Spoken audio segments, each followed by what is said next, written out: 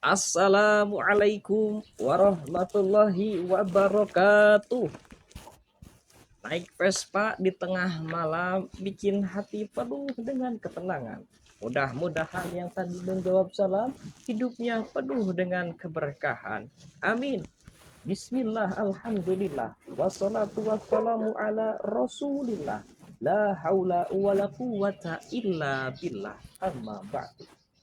Kepada Dewan Juri, Dewan Hakim yang arif dan bijaksana, yang saya hormati, yang saya ta'zimi, semoga Allah muliakan, amin. Serta kerabat da'iyah yang saya cintai, semoga Allah rahmati, Allah berkati. Rasa yang tersakiti karena rindu yang melanda. Perkenalkan, saya Dawi, cowok hitam manis dari tanah Sunda. Insya Allah pada kesempatan ini Al-Fakir akan menyampaikan tema revitalisasi peran pemuda dalam syiar Islam di era milenial. Hadirin rahimakumullah. Peran pemuda dalam beragama meliputi al-wayu adin, adanya kesadaran dalam beragama. Al-wayu al-watoni, adanya kesadaran dalam berbangsa dan bernegara. Kemudian al-wahyu al-ittiba, adanya kesadaran dalam bermasyarakat.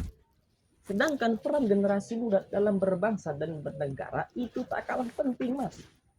Sejarah memperlihatkan, mencatat bagaimana pengorbanan generasi muda dalam melawan penjajah, merebut kemerdekaan NKRI.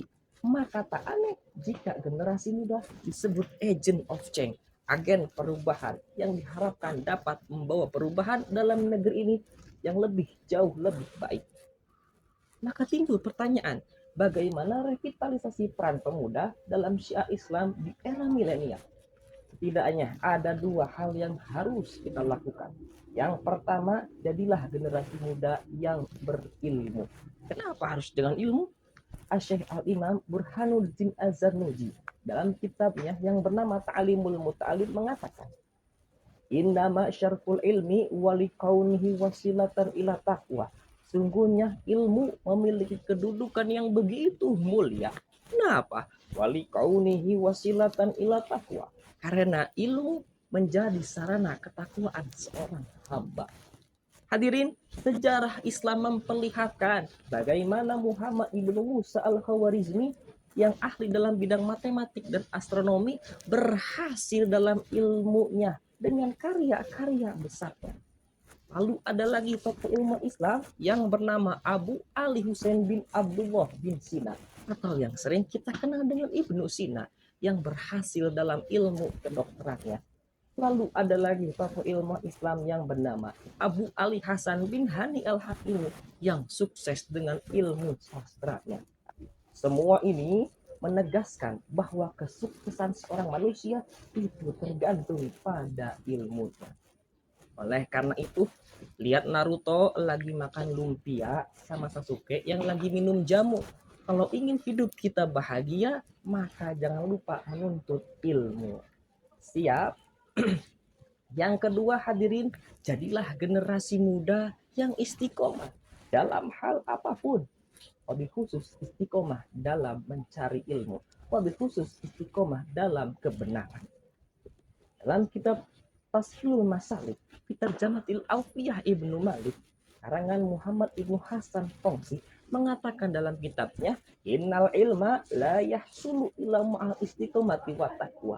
Sungguhnya suatu amalan apapun tidak akan berhasil kecuali dengan istiqomah dan takwa. Sebagaimana Allah berfirman dalam Quran surah Hud ayat 112. A'udzu billahi minasyaitonir rajim. Bismillahirrahmanirrahim. Fastaqim kama umirta.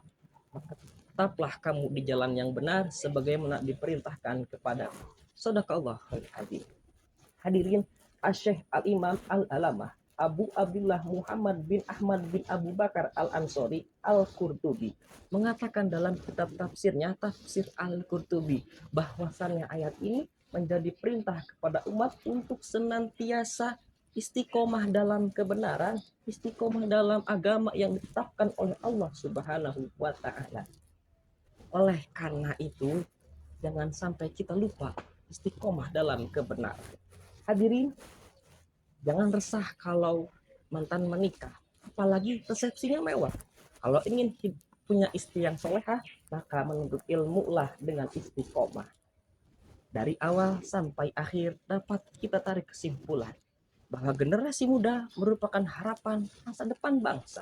Banyak sejarah memperlihatkan, mau baik sejarah Islam maupun sejarah Indonesia, bagaimana generasi muda mempunyai peran yang begitu penting. Sebagaimana pepatah Arab mengatakan, syubanul yaum rijalul ghad.